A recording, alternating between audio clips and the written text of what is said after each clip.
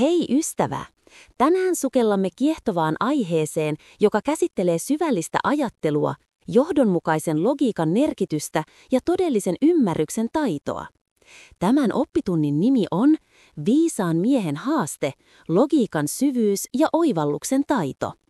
Valmistaudu kuuntelemaan tarinaa, joka avaa silmiäsi siihen, kuinka tärkeää on kyseenalaistaa ja tarkastella asioita monipuolisesti. Kaukaisessa kaupungissa, vilkkaalla torilla sijaitsevan moskeijan rauhallisissa puitteissa, istui eräänä päivänä oppinut Sami opiskelijoidensa ympäröimänä. Sami, joka oli tunnettu kyseenalaistavista mielipiteistään ja omalaatuisesta päättelytavastaan, opetti ahkerasti. Hän esitti opiskelijoilleen usein monimutkaisia kysymyksiä ja omia tulkintoja uskonnollisista ja filosofisista asioista, ja hänen sanansa levisivät laajalle. Juuri tällaisena päivänä paikalle saapui Ibrahim, tunnettu viisaudestaan ja leikkisästä mielenlaadustaan, joka usein puki syvät oivalluksensa humoristiseen tai yllättävään muotoon. Ibrahim istahti kuuntelemaan Samin opetusta ja havaitsi, kuinka Sami esitti 3 keskeistä ajatusta, joihin hänellä oli omat vastauksensa. Ensimmäiseksi Sami pohti ääneen Jumalan olemusta. Hän esitti, että jos jokin asia on todellisuudessa olemassa, sen täytyy olla havaittavissa, näkyvä silmille. Hän mietiskeli, jos Jumala on olemassa, miksi emme voi nähdä häntä tässä maailmassa tai edes tuonpuoleisessa? Eikö kaiken olemassa olevan pitäisi olla näkyvää? Sami kyseenalaisti ajatusta näkymättömästä, olemassa olevasta. Toiseksi Sami esitti kysymyksen pahuuden lähteestä.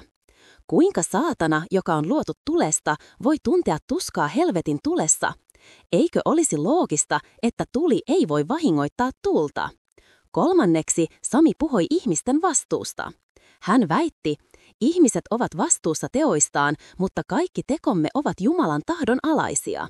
Jos kaikki on ennalta määrättyä ja tapahtuu Jumalan tahdon mukaisesti, kuinka voimme todella olla vastuussa omista teoistamme? Ibrahim kuunteli tarkkaavaisesti, ja kun Sami lopetti puheensa, Ibrahim toimi olottamattomasti. Hän otti pienen multakimpaleen maasta ja heitti sen Samin päähän. Multakimpale osui Samin otsaan ja Sami kiljaisi tuskasta. Kipu oli välitön ja voimakas.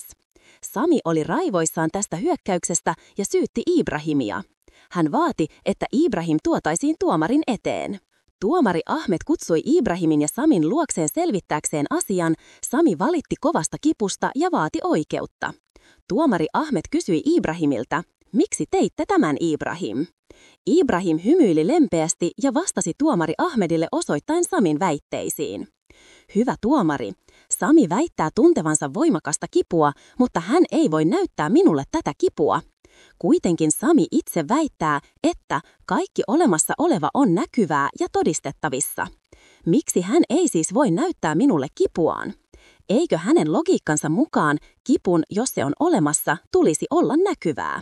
Lisäksi Sami on luotu mullasta ja tämä kimpale, joka heitin, on myös multaa. Sami väittää, että tuli ei voi vahingoittaa tulta. Jos tämä pitää paikkaansa, kuinka multa voisi vahingoittaa multaa? Kuinka minun multakimpaleeni voi aiheuttaa tuskaa hänen mullasta luodulle päälle? Ja vielä Sami väittää, että kaikki tekomme ovat Jumalan tahdon alaisia. Jos minun tekoni, tämä multakimpaleen heitto, oli Jumalan tahdon mukainen, miksi Sami sitten syyttää minua? Eikö hänen pitäisi valittaa Jumalalle itselleen eikä minulle, joka vain toteutin ennalta määrättyä? Tuomari Ahmed hämmästyi Ibrahimin vastauksista ja Sami oli sanaton. Ibrahim oli käyttänyt Samin omia argumentteja häntä itseä vastaan, paljastaen niiden heikkoudet ja epäjohdonmukaisuudet. Tämän nähden tuomari Ahmed päätti vapauttaa Ibrahimin ja antaa hänelle armahduksen. Nyt, kun olemme tutustuneet tähän tarinaan, syvennytämme sen taustaan oleviin periaatteisiin ja puretaan esiin jokainen käsitys yksityiskohtaisesti. Ensinnäkin tarkastellaan Jumalan olemusta ja näkyvyyttä. Sami esitti ajatuksen, että kaiken olemassa olevan on oltava näkyvää, ja tästä seurasi hänen kysymyksensä Jumalan näkyvyydestä.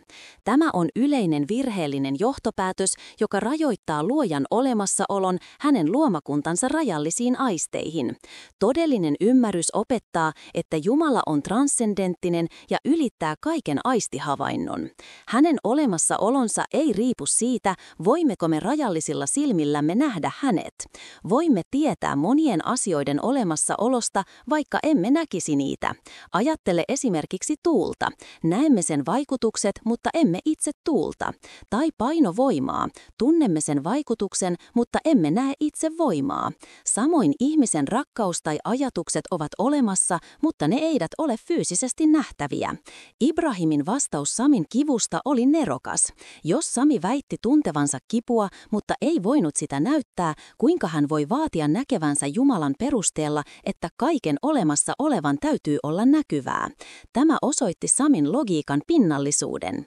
Toiseksi pohditaan saatanan olemusta ja rangaistusta. Samin kysymys siitä, kuinka tuli voi vahingoittaa tulta, osoittaa jälleen yrityksen soveltaa aineellisen maailman lakeja ja rajoituksia transcendenttisiin ja henkisiin asioihin. Vaikka saatana on luotu tulesta ja helvetti on täynnä tulta, on tärkeää ymmärtää, että Jumalan rangaistus ei ole samanlaista kuin maallinen tuli. Se on erilaatuista tuskaa, henkistä ja fyysistä, joka voi vaikuttaa jopa tulesta luotuihin olentoihin, tavalla, jota meidän fyysinen ymmärryksemme ei täysin voi käsittää. Esimerkiksi vaikka vesi sammuttaa tulta, voidaan vesi höyrystää erittäin voimakkaalla kuumuudella. Ibrahimin vastaus multakimpaleesta ja Samin päästä paljasti Samin oman logiikan heikkouden. Jos periaate samankaltainen ei vahingoita samankaltaista pitäisi paikkaansa, silloin multakimpaleen ei olisi pitänyt aiheuttaa kipua mullasta luodulle Samille. Kolmanneksi, ehkä syvällisin opetus liittyy vapaaseen tahtoon ja vastuuseen. Sami väitti, että koska kaikki tapahtuu Jumalan tahdon mukaisesti, ihmiset eivät voi olla vastuussa teoistaan. Tämä ajattelutapa kieltää ihmisen vapaan tahdon kokonaan. Todellinen islamilainen käsitys opettaa, että ihmisillä on vapaa tahto valita hyvän ja pahan välillä. Jumala on antanut meille älykkyyden ja ohjauksen profeettojen ja pyhien kirjojen kautta, ja hän tietää valintamme etukäteen, mutta hän ei pakota meitä tekemään niitä. Analogiana voidaan käyttää tilannetta, jossa opettaja tietää ennalta, miten oppilas todennäköisesti suoriutuu kokeesta, mutta tämä tieto ei poista oppilaan vastuuta omasta opiskelustaan ja suorituksestaan. Ibrahimin vastaus oli tässä kohtaa järisyttävä. Kun Sami syytti häntä kivun aiheuttamisesta, Ibrahim käänsi Samin oman argumentin häntä vastaan. Jos Ibrahimin teko oli Jumalan tahdon mukainen, kuten Sami väitti, silloin Samin ei tulisi valittaa Ibrahimille, vaan itse Jumalalle. Tämä osoitti Samin syvän ristiriidan. Hän kielsi vapaan tahdon teoriassa, mutta käytti sitä käytännössä vaatiessaan vastuuta ja valittaessaan omaa vapaata tahtoa käyttäneen Ibrahimin teosta. Tarina korostaa myös terveen järkeilyn ja totuuden erottelun merkitystä. Se opettaa, ettei pidä sokeasti hyväksyä pinnallisia argumentteja, vaikka ne tulisivat oppineelta henkilöltä. Todella viisas ihminen pystyy purkamaan virheellisen logiikan ja paljastamaan totuuden. Toiseksi, yhteenvetona Ibrahim, viisas mies, paljasti loistavasti Samin esittämien väitteiden loogiset virheet, käyttämällä Samin omaa argumenttia häntä itseään vastaan. Tämän tarinan kautta opimme tärkeitä periaatteita Jumalan transcendenttisesta luonteesta, rangaistuksen ainutlaatuisten ominaisuuksista ja ihmisen vapaan tahdon ja vastuun perustavanlaatuisesta periaatteesta. Todellinen ymmärrys ei synny pinnallisista rationalisoinneista, vaan syvällisestä pohdinnasta ja jumalanlaisen viisauden noudattamisesta.